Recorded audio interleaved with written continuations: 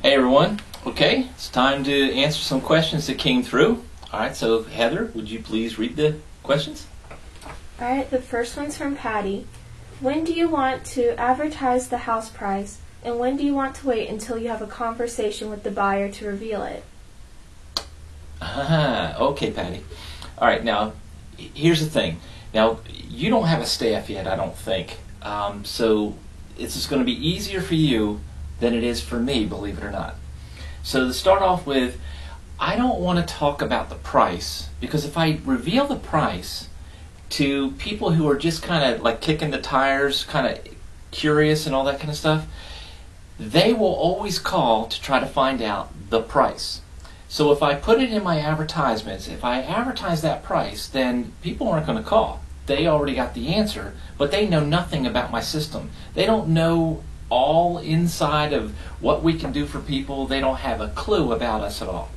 So if I put the price in, then I've just eliminated all those potential people that could find out about my business, even if they're not interested in that property because the price is too high or what have you.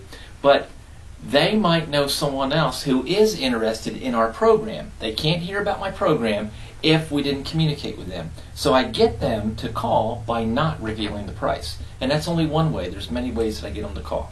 Okay, so when I have staff doing this, they get the phone call and the staff goes, Joe, they want to know the price. They're constantly asking me the price right up front. They're not interested in anything else. They just want to know the price.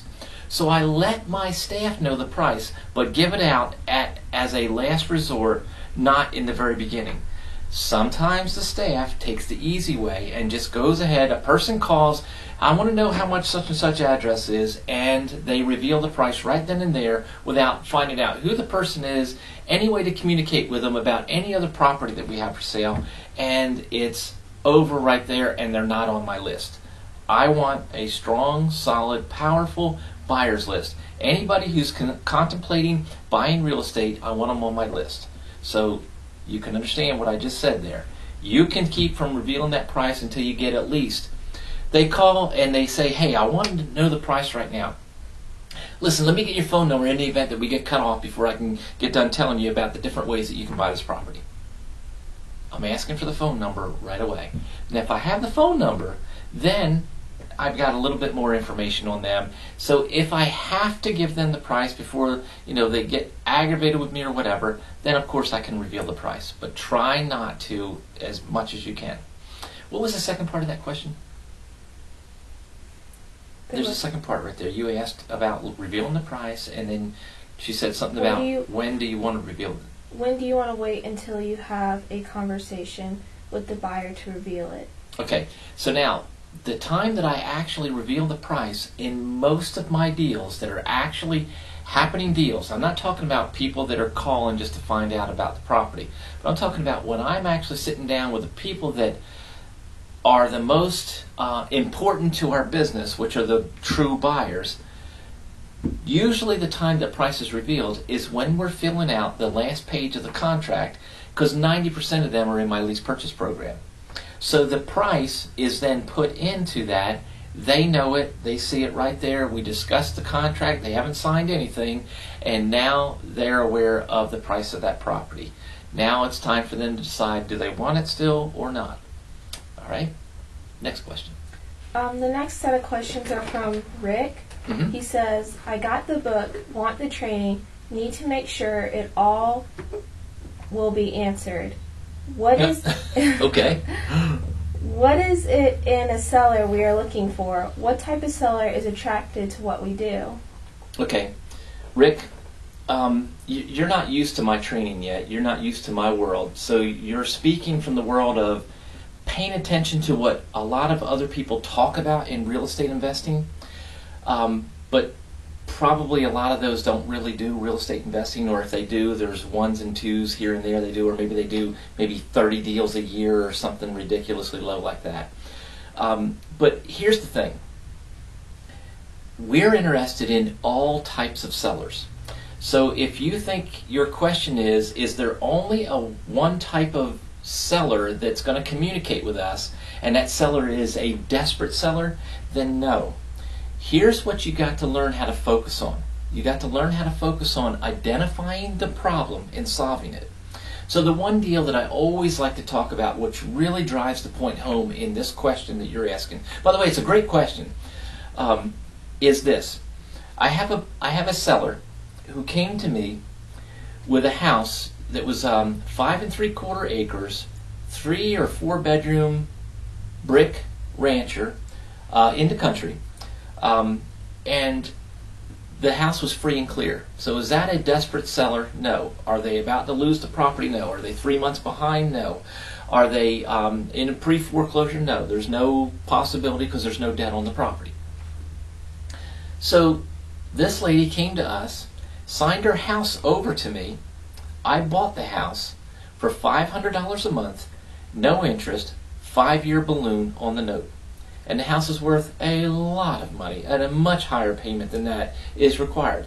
Now, what made that lady want to sell to me under those conditions? Her problem, which I zeroed in on, found out immediately and zeroed in on, it was April. In my neck of the woods, April starts the grass cutting season. She did not want to have to load the lawnmower up, a riding lawnmower, it was 5 3/4 acres, on a trailer and tow it over to that house and start cutting the grass again. She didn't want that problem. So what was the problem? She didn't want to have to cut the grass. So could I take the burden off of her back, her not have to cut the grass? Absolutely. Took it off of her back, gave her full price for the house under my terms, under my conditions. So I want you to just think about this for a minute. You're not trying to identify with a specific niche type buyer or seller. You're trying to find out what the problem is and can you solve the problem for a profit, for a fair profit. Identify the problem and solve it for a profit. That's the window, the mathematical window of opportunity is open for me. Now that house, before I bought it, I had my buyer lined up and in place who pays me $1,700 a month, paid me several $1,000s down. They've been in the house 2 years now, paying down on the debt on that house, and they still haven't bought it. They're in my lease purchase program. So the problem is solved by the lady not ever having to cut the grass again. She's getting full price for her house. I've got a great deal on it where I'm not paying any interest. My payments are very low, so I've got $1,200 a month positive cash flow plus the down payment, plus there'll be a big back end on that property. Okay, so you're not looking for a specific type of seller. Okay? He would also like to know about attracting sellers. Okay, so when I'm attracting sellers, the message is this, plain and simple. I buy houses, any price range, any condition. That's it. Now, I do not say the third thing that a lot of people, well, there's 4 things. There's 2 more things that people say I don't say. One of the things that they say is, I buy houses for cash. No, I'm not buying. I'm not sure that the deal could be structured properly and solve their problem if I say I'm buying houses cash. Now, there are houses that I have bought cash, but I'm not advertising that and making everybody think that when they come in the door they're getting cash. I buy houses, any price range, any condition. I did not say I'm giving them cash for their house. And the last thing is that people say is that they buy houses anywhere. I don't do that. I don't want to look like a scam. I'm not a person that does deals in other states. You know, I stay within like a 50-mile radius of my home, you know, my base area. So a 50-mile radius of my desk is where we buy real estate. Now, I'll joint venture with my students in towns that they're working in, but I am not going out and saying that I'm buying houses in other states, in other countries, hundreds of miles away or thousands of miles away from where my operation is. Because it's not the truth, and most people aren't doing that. They're trying to make deals happen like that, and unfortunately there's so many scams out there. I don't want to be identified with that type of setup. So I buy houses, any price range, any condition, attracts every type of buyer you can think of. Okay, I'm sorry, every type of seller you can think of. All right, next one. Our next question is from Richard. Still considering the real estate business, will this work better in this economy or a stronger one? Well, Richard, as long as you're taking side, the economy's going to change it. No, I'm just teasing you, Richard. I'm just goofing around with you. I understand you being apprehensive about it. I'm just making a joke. Here's the thing. When you're looking at an economy, at what's happening in the economy, the majority of real estate investors, I did a seminar, a boot camp not too long ago, and that one boot camp had, I want to say there was probably more than 3/4 of the people in there were multimillionaires from real estate who were broke. Now what happened was they learned how to do real estate investing in a really good economy where banks could write checks easily. So strong economies, you can make money from that method. But here's the problem. They don't know how to, that's why they found me, they don't know how to make money in any type of economy. So the thing that I'm going to tell you is, I adjust what I'm doing based on what's going on in the economy. So if banks are writing checks, I'm doing deals through banks. If I can get it for a good low interest rate, and I can have it sold before I buy it, before I commit to it, and I can buy it for this much and sell it for this much, I'm going to do that for some of them. However, I also like to make a whole lot more money off of it than what a flipper would do. Somebody who's buying it and turning around and selling it right away. I like to hold properties for a while. One of my students, she just sent checks to me today, examples today, and a testimonial to me, where I had her hold her house. I think it was like 40 months is what she held it, like 36, 38 months, somewhere in there. So she held it. She would have made about $160,000 off of it, but because she held it for 3 years, she made just shy of $300,000. It was like $298,000 and some change. So by holding, there's a whole lot more benefit there. Now, to answer your question, is it better to do real estate in a weaker economy or stronger economy? It's great to do real estate in all economies, but the worse the economy gets, the better the techniques that I'm teaching right now, right this minute, are for you and for me. When you can eliminate the need for any type of lender, banks, private, hard money lenders, and do deals with no problem whatsoever and make tons of money off of it, then it's a tremendous business, and most people don't know how to do that. So it's based on how many people know how to do what it is that I can do. Very few. By adjusting what works in each and every economy. I don't have to go learn a new trick in a different economy. I know how to do it in all economies. The worst economy has just passed by, the worst recession in U.S. history, and I did more deals in that economy than I ever did in my life. So I just want you to realize, it doesn't matter the economy. People need 3 things: food, clothing, shelter. Shelter is the one that we're dealing with. People need shelter even when they die. They need shelter. Or they need real estate. Even if they're cremated, that the ashes are going to get spread somewhere. I know it's kind of a morbid subject, but real estate is required in every bit of our life and death. So where you have something that absolutely you have to have, there's a way of making money off of it, no matter what the economy's doing. Okay? Next question. I need you to just freeze right now, okay? Because we can clip out this part. Do not move your body at all. I do not understand what I'm supposed to say about this tuition thing. It says, I just got 2 new ones this week. Do not move your body. Okay, so stay right there with that. Okay, stay with that. That's what I want you to say to me. I just got 2 new ones in this week under a tuition. And then she says, one is perfect for the college. Say, I just got 2 new ones in this week for college. Say, I have this other question. It's not really a question. Okay. I got 2 new ones in a college town. Say that, okay? All right. Assume the position. Okay. Our last question is not really a question, but more of a statement from Patty. Okay. It says, I just got Go ahead. 2 new ones in this week for perfect for college students. Oh, okay. All right. I remember seeing that statement came through on my Facebook. Now, here's the thing that I wanted to say to you. There's so many different ways of bringing in buyers in a college town. You know, we've done that. My daughter went all the way through college. She's a professor. She put herself all the way through school by using this technique right here. So you want buyers to come into your world in college towns. Now, typically the students are coming for, I'll say, more than 2 years, usually 4 years for their undergrad. They might go somewhere else for their master's and then somewhere else for their PhD. But everyone coming into that world is usually coming looking to rent because they've not thought about any other way. Well, this program, one of the programs that I have is Farming Your Buyers. So you can bring in students into your world, put them into a rental type situation where they're all renting from you. So let's say that you're renting out 4 different bedrooms in the same house at $500 a month. So there's $2,000 a month coming in. Each one of them needs to pay their own security deposit. There's apartment complexes around college towns that do this, rent by the bedroom instead of by the whole apartment.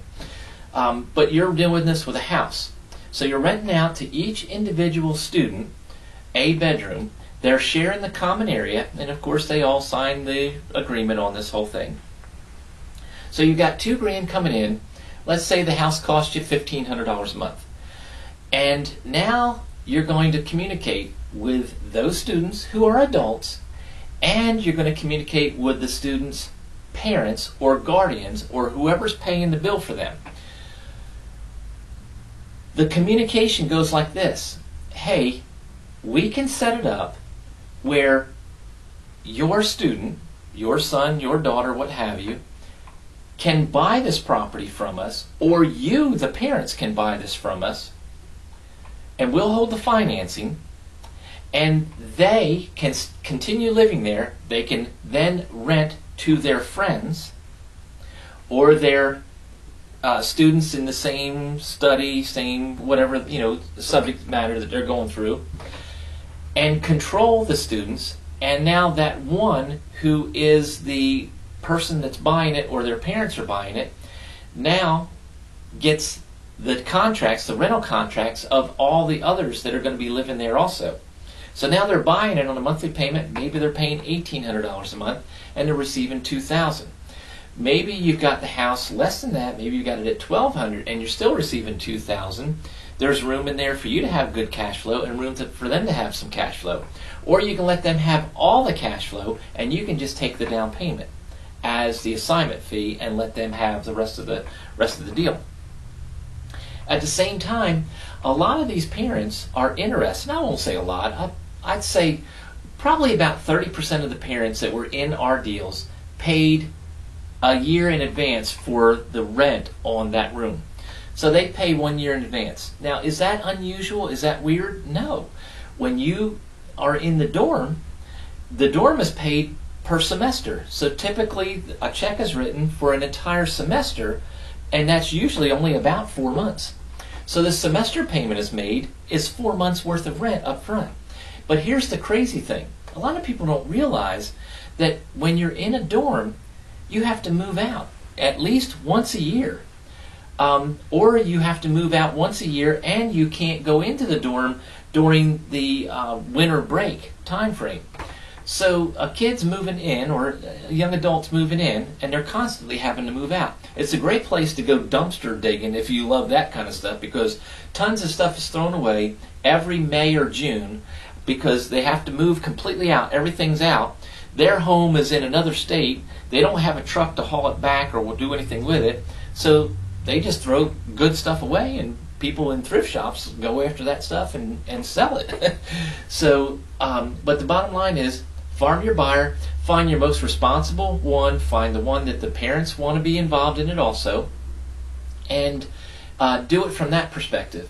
Now, in addition to that, the students that are renting these bedrooms from you, when you get 1 or 2 into a unit, maybe you've got 5 bedrooms in this one house, offer an incentive, maybe maybe a gift certificate for Pizza Hut, whatever, the Domino's. I mean, that's a common thing, and it might not be everybody, but typical, stereotypical thought we've got is all kids in college eat pizza.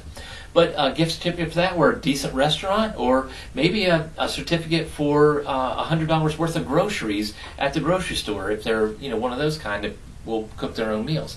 But give them an incentive for bringing you other people that want to rent rooms.